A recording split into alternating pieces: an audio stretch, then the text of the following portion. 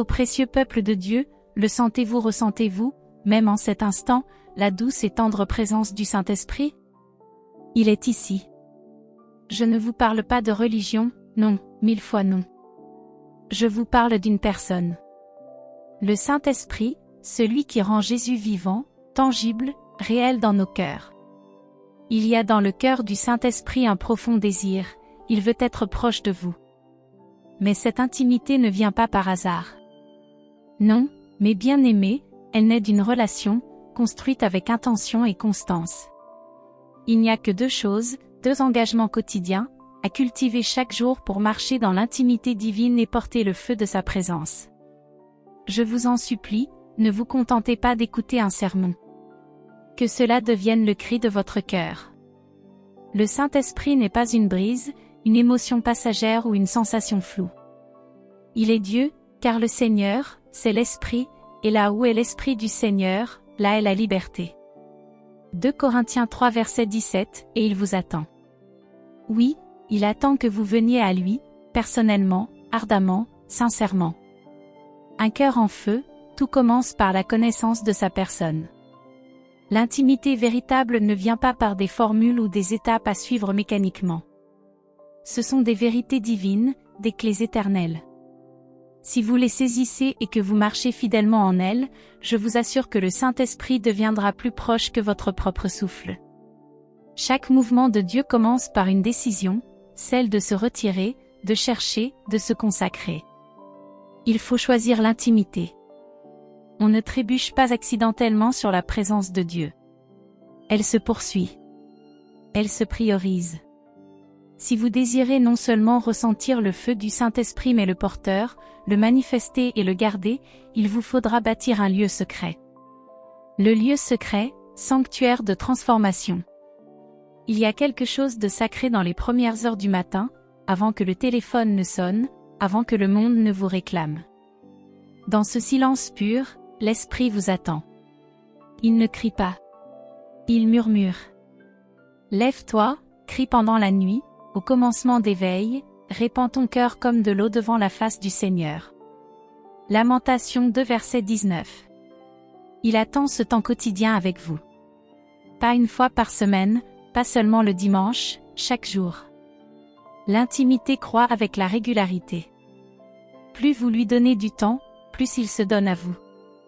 Approchez-vous de Dieu, et il s'approchera de vous. Avant de poursuivre la vidéo, n'oubliez pas de vous abonner à notre chaîne pour ne pas manquer nos prochaines vidéos inspirantes et pour aider la chaîne à grandir afin d'atteindre un plus large public. Nous serions également ravis de connaître vos impressions dans les commentaires et de savoir si cette vidéo vous a été bénéfique. Continuons. Jacques 4 verset 8. Venez avec une disposition à être transformé. Attendez. Respirez. Peut-être ne sentirez-vous rien immédiatement. Peut-être que ce sera sec au début. Ce n'est pas grave. C'est la chair qui s'apaise. L'esprit ne répond pas à l'émotion, mais à la reddition. Plus vous mourrez dans ce lieu secret, plus il vit à travers vous. Ce que le monde ne voit pas, Dieu le voit.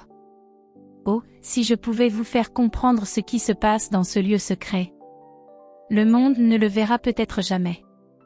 Les plateformes ne le révéleront pas. Mais c'est là, dans le secret, que le feu est allumé. C'est là que vous êtes transformé, que votre caractère est façonné, que vos désirs sont purifiés. Mais toi, quand tu pries, entre dans ta chambre, ferme ta porte et prie ton Père qui est dans le secret, et ton Père, qui voit dans le secret, te le rendra. Matthieu 6 verset 6. Vous commencez à connaître le Saint-Esprit, non pas seulement à savoir des choses sur lui, mais à le ressentir, à entendre ses soupirs, à percevoir sa proximité comme une brise sur votre peau. Il ne se précipite pas. Il n'est jamais pressé. Mais il est saint, et il ne rivalisera pas avec votre agenda. Il veut être choisi. Il veut être désiré. Pas casé à la dernière minute. Faites-lui de la place. Fermez la porte. Éteignez le téléphone. Faites-lui de la place. Votre calendrier criera. Votre chair résistera. Les distractions viendront. Mais ne laissez rien voler ce temps sacré. Gardez-le comme un trésor. Car c'en est un. Ne contristez pas le Saint-Esprit de Dieu, par lequel vous avez été scellés pour le jour de la rédemption. Éphésiens 4 verset 30. Et je vous le promets, une fois que vous aurez goûté à la proximité du Saint-Esprit, rien d'autre ne vous satisfera. Vous aurez soif de lui comme de votre prochain souffle. Et c'est dans cette faim que réside le feu. C'est dans cette rencontre quotidienne que l'huile est versée. Cette reddition intentionnelle et constante devient l'autel sur lequel Dieu envoie sa flamme. Aujourd'hui, fais un pas. Pas demain. Aujourd'hui. Mettez à part un moment. Même si ce n'est que 15 minutes. Mais que ce moment soit saint. Qu'il soit réel. Parlez-lui. Écoutez. Pleurez si vous en avez besoin. Restez en silence si c'est tout ce que vous pouvez faire. Mais venez. Et revenez. Car chaque flamme que vous avez admirée sur un prédicateur, chaque onction qui vous a touché, chaque miracle qui vous a bouleversé, tout cela a commencé dans un lieu secret, dans le cœur d'un homme ou d'une femme seule avec le Saint-Esprit. Oh, entends-moi, précieux enfant de Dieu. Le Saint-Esprit t'appelle. Non pas à faire plus, mais à être avec lui. À le désirer. À l'aimer. Et il viendra. Il le fera. Le Saint-Esprit, une personne divine à chercher en priorité. Le Saint-Esprit n'est pas une simple énergie, un symbole ou une force impersonnelle. Il est une personne divine, réelle, avec des pensées, des sentiments et une volonté. Il peut être attristé Éphésiens 4 verset 30, il peut se réjouir Luc 10 verset 21, il peut être attiré ou repoussé selon la posture de notre cœur. Si tu veux véritablement découvrir qui il est, et non simplement ce qu'il fait, il est impératif de changer ta manière de le considérer. Clé 1, cherche-le en premier, dans un temps sans distraction. Mais cherchez d'abord le royaume et la justice de Dieu, et toutes ces choses vous seront données en plus, Matthieu 6 verset 33. Beaucoup traitent le Saint-Esprit comme un outil, une batterie, une source de puissance à brancher pour obtenir des miracles. Mais il n'est ni un câble électrique, ni un génie, ni même un simple aide, bien qu'il ait Jean 14 verset 26. Il est Dieu, la troisième personne de la Trinité, et il désire une communion avec toi. Non pas ton service, non pas ton activisme religieux, mais ta présence. Clé 2, pratique sa présence au quotidien. Priez sans cesse. 1 Thessaloniciens 5 verset 17. Je suis avec vous tous les jours, jusqu'à la fin du monde. Matthieu 28 verset 20. Lorsque tu lui parles, parle-lui simplement. Apprends à vivre dans sa présence, pas seulement dans ton lieu secret, mais tout au long de ta journée. Au réveil, dis « Bonjour Saint-Esprit ». Lorsque tu es blessé, murmure « J'ai besoin de toi ». Lorsque tu es reconnaissant, dis « Je t'aime ». Et lorsque tu es perdu, qu'en penses-tu? Il ne s'agit pas de mots raffinés. N'attends pas de te sentir assez saint pour lui parler. Parle. Il comprend ton langage. Il comprend ta faiblesse. Il ne veut pas une performance religieuse. Il veut ton cœur. Clé 3, entretiens une relation sincère. Mon âme se tient dans le silence, en repos, auprès de Dieu, de lui vient mon salut. Psaume 62 verset 2. Soyez toujours joyeux. Priez sans cesse. Rendez grâce en toutes choses. 1 Thessaloniciens 5 versets 16 à 18. Une vraie communication implique d'écouter autant que de parler. Parfois, tu ressentiras un silence. Mais ce silence n'est pas un vide. Ce n'est pas l'absence. C'est une présence sainte. Il peut répondre par la paix, par une parole de l'Écriture qui prend soudain vie Hébreux 4 verset 12, par un silence doux qui enveloppe ton âme, ou encore par des larmes que tu ne peux expliquer. Mais tu sauras que c'est lui, car seul le Saint-Esprit peut atteindre ces endroits cachés en toi que personne d'autre ne voit. Clé 4, sois vrai, vulnérable et présent. L'Éternel est près de ceux qui ont le cœur brisé, et il sauve ceux qui ont l'esprit abattu. Psaume 34 verset 19. Là où est l'Esprit du Seigneur, là est la liberté.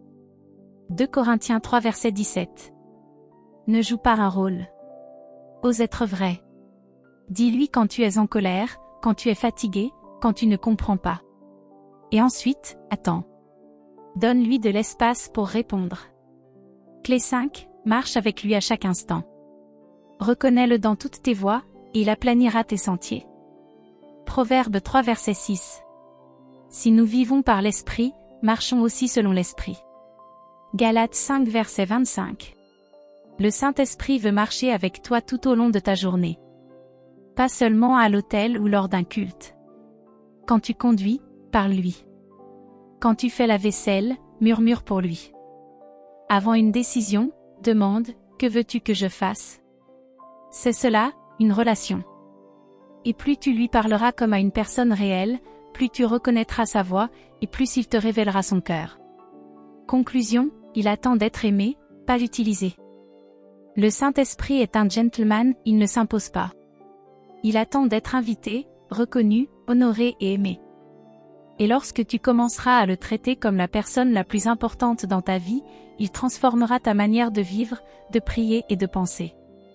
Marchez dans la communion profonde avec le Saint-Esprit.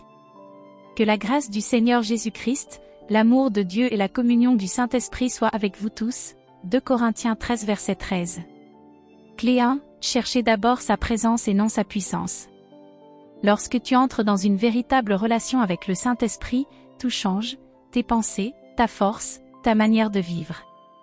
Ce n'est plus une religion, c'est une communion vivante avec Dieu lui-même. Rien ne peut égaler une vie vécue dans une connexion constante avec le Saint-Esprit, ni le ministère, ni le succès, ni les dons spirituels. L'homme fidèle est comblé de bénédictions. Proverbe 28 verset 20. Un ami aime en tout temps, et dans le malheur il se montre un frère. Proverbe 17 verset 17. Le Saint-Esprit est ce compagnon fidèle, plus proche qu'un frère. Proverbe 18 verset 24. Ce qu'il désire par-dessus tout, c'est toi. Pas tes œuvres. Pas tes talents. Toi. Clé 2, cultiver un style de vie de reddition et d'adoration véritable. Mais l'heure vient, et elle est déjà venue, où les vrais adorateurs adoreront le Père en esprit et en vérité, car ce sont là les adorateurs que le Père demande. Jean 4 verset 23. Si tu veux porter le feu du Saint-Esprit et vivre une intimité profonde avec lui, tu dois devenir un adorateur authentique, pas seulement quelqu'un qui chante, mais quelqu'un qui adore en esprit et en vérité. L'adoration véritable ne dépend pas de la musique, des instruments ou d'une scène, elle dépend de la posture du cœur, de l'abandon sincère devant un Dieu saint. Offrez vos corps comme un sacrifice vivant, saint, agréable à Dieu, ce sera de votre part un culte raisonnable. Romains 12 verset 1. Dans cette posture d'humilité, ton esprit commence à s'enflammer. Tu adores jusqu'à ce que ton âme se taise, jusqu'à ce que ton esprit prenne le dessus sur tes sentiments. Ce n'est pas dans le bruit de la performance que le Saint-Esprit agit, mais dans le silence de la vérité. Quand tu adores sans chercher à recevoir, mais simplement pour l'aimer, il vient, et il vient avec le feu. Alors le feu descendit du ciel et consuma l'holocauste et les sacrifices, et la gloire de l'Éternel remplit la maison. 2 Chroniques 7 verset 1. Ne te limite pas à 3 chants en espérant avoir fait ta part. Reste.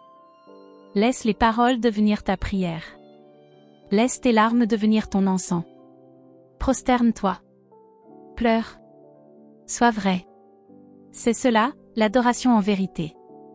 Lorsque tu viens avec ton cœur brisé, il l'accueille. Lorsque tu viens avec tes doutes, il les comprend. Ce que Dieu recherche, c'est la vérité intérieure. Psaume 51 verset 8. Et lorsqu'il trouve cette vérité, il répond par sa présence. Clé 3, honorer le Saint-Esprit avant toute chose. N'éteignez pas l'esprit. 1 Thessaloniciens 5 verset 19. N'attristez pas le Saint-Esprit de Dieu. Éphésiens 4 verset 30. Là où le Saint-Esprit est honoré, il vient avec puissance, douceur et sainteté. Il agit dans les cœurs qui le traitent avec respect, amour et priorité. Le feu qu'il dépose n'est pas destiné au spectacle, mais à la transformation. Il brûle les mensonges, les peurs, le péché, l'orgueil. Ce feu te marque. Il te change. Tu ressors de ce lieu secret porteur de sa présence. Et plus tu cultives cette intimité dans le secret, plus tu brûleras avant même que le premier chant ne soit joué. Tu deviendras un porteur d'atmosphère, non pas par ton talent, mais par l'autel que tu as bâti dans l'intimité. La prière en langue, un langage de connexion divine. Je rends grâce à Dieu de ce que je parle en langue plus que vous tous. 1 Corinthiens 14 verset 18. Celui qui parle en langue s'édifie lui-même. 1 Corinthiens 14 verset 4. Ce feu est nourri par la prière en langue, un langage céleste qui dépasse l'intellect. Lorsque tu pries ainsi, ton esprit est édifié, tes limites sont brisées, et tu entres dans des profondeurs que les mots naturels ne peuvent exprimer. Conclusion, deviens une demeure vivante pour le Saint-Esprit. Ne savez-vous pas que vous êtes le temple de Dieu, et que l'Esprit de Dieu habite en vous? 1 Corinthiens 3 verset 16. Fais de ton cœur un sanctuaire. Que ton salon, ta voiture, ta chambre deviennent des autels. Ne réserve pas l'adoration au dimanche. Que chaque jour soit une offrande. Adore. Honore. Aime. Rends-lui gloire. Et il viendra, avec son feu, sa paix et sa voix. Clé 4, reste dans la parole, demeure dans la flamme. Mais vous, bien-aimés, édifiez-vous vous-même sur votre très sainte foi, et priez par le Saint-Esprit, Jude 1 verset 20. L'Esprit vient au secours de notre faiblesse, car nous ne savons pas ce qu'il convient de demander dans nos prières. Mais l'Esprit lui-même intercède par des soupirs inexprimables. Romains 8 verset 26.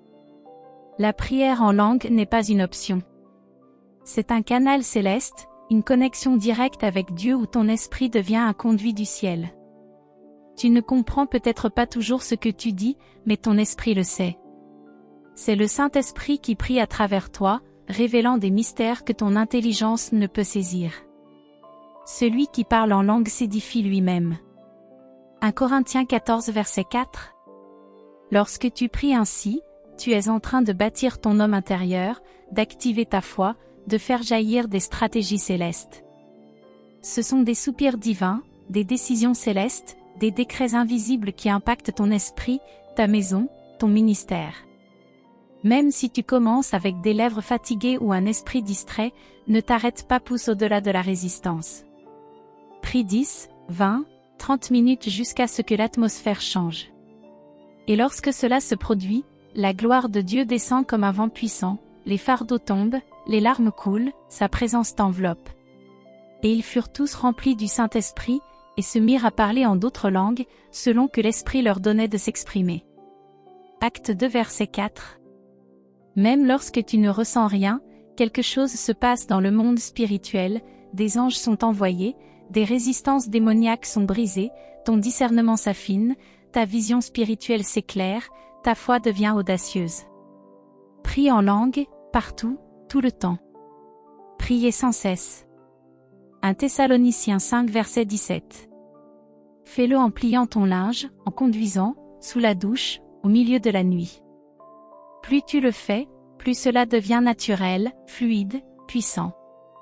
Ton être tout entier s'aligne avec le ciel, non pas parce que tu as écouté un message, mais parce que tu as collaboré avec l'Esprit dans son propre langage. Tu ravives le feu. Tu éveilles les dons. Tu soumets la chair à l'esprit. L'obéissance quotidienne, la clé de la sensibilité spirituelle. Aujourd'hui, si vous entendez sa voix, n'endurcissez pas votre cœur. Hébreux 3 verset 15. Le secret d'une vie de feu ne réside pas uniquement dans les grands moments ou les services puissants, mais dans l'obéissance discrète. Cette voix douce et subtile qui dit « Appelle cette personne. Ne dis pas cela. Demande pardon. Réveille-toi plus tôt. Éteins la télé. Viens t'asseoir avec moi. » Si tu l'ignores, tu éteins ta sensibilité spirituelle. Mais si tu réponds, quelque chose change en toi. Tu commences à marcher au rythme de l'esprit, à discerner sa voix, ses silences, ses humeurs. Tu ressens sa joie quand tu dis « oui », et chaque « oui » devient une flamme de plus sur l'autel. Celui qui est fidèle dans les petites choses, l'est aussi dans les grandes. Luc 16 verset 10. Dieu te fait alors confiance. Il t'accorde plus de direction, plus d'autorité, plus de profondeur spirituelle, car il sait que tu réponds à ses murmures. La plupart veulent que Dieu crie. Mais plus tu marches près de lui, plus il parle doucement, non pas parce qu'il est éloigné, mais parce qu'il est si proche qu'un murmure suffit. Ta vie devient un autel vivant. Je t'exhorte à offrir vos corps comme un sacrifice vivant, saint, agréable à Dieu, ce sera de votre part un culte raisonnable. Romains 12 verset 1. Ne cherche pas uniquement les manifestations visibles. Écoute les chuchotements de l'esprit. Chaque obéissance nourrit le feu. Chaque prière en langue creuse un puits. Chaque adoration sincère attire la présence. Et ta vie devient un autel où le feu ne s'éteint jamais. Clé 5, pratique l'écoute, pas seulement la parole. Écoutez la voix de Dieu. Car celui qui garde et obéit à sa parole trouvera sa paix et sa grande prospérité. Ésaïe 48 verset 18. Aujourd'hui, si vous entendez sa voix, n'endurcissez pas vos cœurs. Hébreux 3 verset 15. L'instantanéité de l'obéissance fait partie de ton feu divin.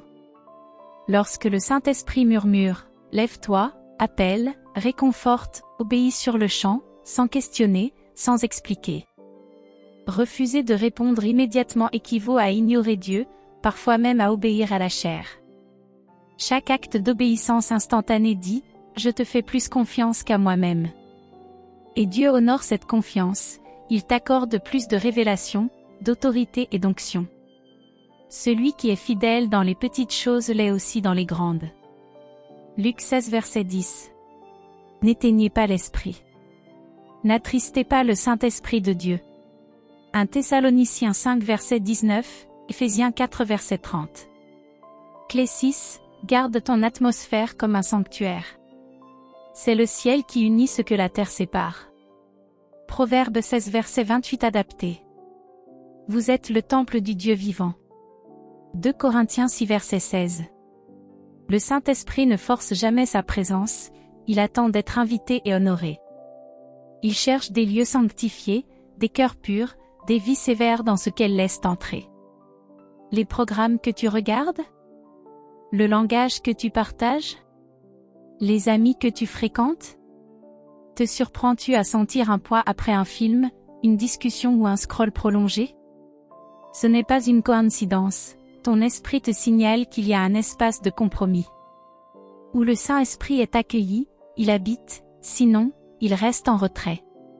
Repense ton environnement. Est-il favorisant la présence de Dieu ou la grève contre elle? Ta maison, ton téléphone, ta musique, deviennent-ils un lieu saint ou un lieu d'indifférence? La purification commence souvent par la repentance. Seigneur, que veux-tu que j'enlève? Et partage avec lui ce qui volait ton feu. Laisse-le t'affiner, il ne condamne jamais, il transforme. Clé 7, que l'adoration devienne ton atmosphère quotidien. Dieu est esprit, et il faut que ceux qui l'adorent l'adorent en esprit et en vérité. Jean 4 verset 24.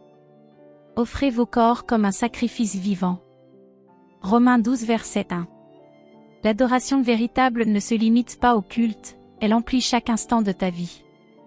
Quand tu adores en esprit et en vérité, c'est ta posture, pas seulement tes propos. Que ta vie soit un autel ambulant. En silence, par un murmure de gratitude, dans une pièce, à genoux, aux petites heures, par un chant spontané. Plus que des chansons, c'est ta vie rendue entière qui devient louange. Ce niveau de communion attire le Saint-Esprit et transporte sa gloire dans ta présence, non parce que tu es visible, mais parce que tu as préparé un environnement altéré pour lui. Viens au lieu saint de l'intimité. Tu es appelé à devenir un temple vivant, un espace où le feu de Dieu demeure, non un simple espace de passage. La prière en langue, l'obéissance instantanée, la vigilance sur ton environnement, et l'adoration en tant qu'atmosphère, voilà le chemin vers une vie consumée par sa présence. Un plan de retraite spirituelle. Clé 8, vivre dans l'adoration, porter la flamme. Mais l'heure vient, et elle est déjà là, où les vrais adorateurs adoreront le Père en esprit et en vérité, Jean 4 verset 23. Je bénirai l'Éternel en tout temps, sa louange sera toujours dans ma bouche. Psaume 34 verset 2. Lorsque l'adoration devient ton mode de vie, il y a moins de place pour le monde et ses distractions. Ce type d'adoration n'attend pas un culte ni une atmosphère idéale. Elle ne dépend ni d'un groupe musical, ni d'un micro. Elle jaillit au milieu du quotidien. Dans la voiture, dans la cuisine, en marchant ou en travaillant, dans un murmure de gratitude pendant l'épreuve, dans une main levée alors que ta chair veut fuir. Ce genre d'adoration touche le cœur de Dieu, attire sa présence comme un aimant. Non pas dans une performance religieuse, mais dans une expression pure, nue, sincère d'un cœur qui dit « Je t'ai été créé pour t'adorer ». Ésaïe 43 verset 21. Pourquoi certains portent la présence? Certains enfants de Dieu entrent dans une pièce, et l'atmosphère se transforme. Ce n'est pas un hasard, leur vie entière est un cantique. Leur bouche peut être silencieuse, mais leur choix, leur priorité, leur réaction proclament « Jésus est digne ». Et cet parfum de consécration est irrésistible pour le Saint-Esprit. Car l'adoration ne se limite pas à chanter à Dieu, elle consiste à s'aligner à Dieu. Tu deviens conscient de sa présence dans les moindres détails. Tu vis plus lentement, avec attention, dans la joie parce que tu sais. Chaque instant est une opportunité de l'aimer davantage. L'adoration te transforme. Tu ne gardes plus ton cœur par peur du péché, mais par révérence. Tu choisis la paix au lieu du conflit, la pureté au lieu du compromis. L'adoration devient ton rythme, ton langage, ton encre. Et soudain, tu ne poursuis plus le feu. Tu le portes. Présentez vos corps comme un sacrifice vivant, saint, agréable à Dieu, ce qui sera de votre part un culte raisonnable. Romains 12 verset 1. La flamme d'un cœur adorateur. Le Saint-Esprit se plaît à demeurer auprès de ceux qui l'adorent. Il ne fait pas que visiter, il habite. Il marche avec eux, confie ses secrets, partage ses douleurs et ses joies, car leur cœur est devenu un trône, un temple, un sanctuaire. Il n'utilise pas l'adoration pour se sentir mieux, il l'utilise pour l'honorer, pour s'offrir entièrement, encore et encore. Appel à la consécration. Offre ton adoration, même quand cela coûte quelque chose. Pas une adoration occasionnelle, ni confortable, mais une adoration coûteuse, constante, consumante. Elle ne se manifestera pas toujours de la même façon. Parfois bruyante, parfois silencieuse. Parfois par des larmes, parfois dans le calme. Mais toujours avec le même parfum, la reddition. Prière de consécration. Seigneur Saint-Esprit, marche dans ma maison, dans mon cœur, dans mes habitudes. Montre-moi ce qui t'attriste, et je le déposerai à tes pieds. Je veux que ma vie soit un autel. Que chaque respiration soit une offrande. Que ma maison devienne un lieu de ta gloire. Que mes douleurs deviennent louanges. Que ma joie devienne action de grâce. Fais de moi un adorateur en esprit et en vérité. Rends-moi fidèle à ton feu. Amen.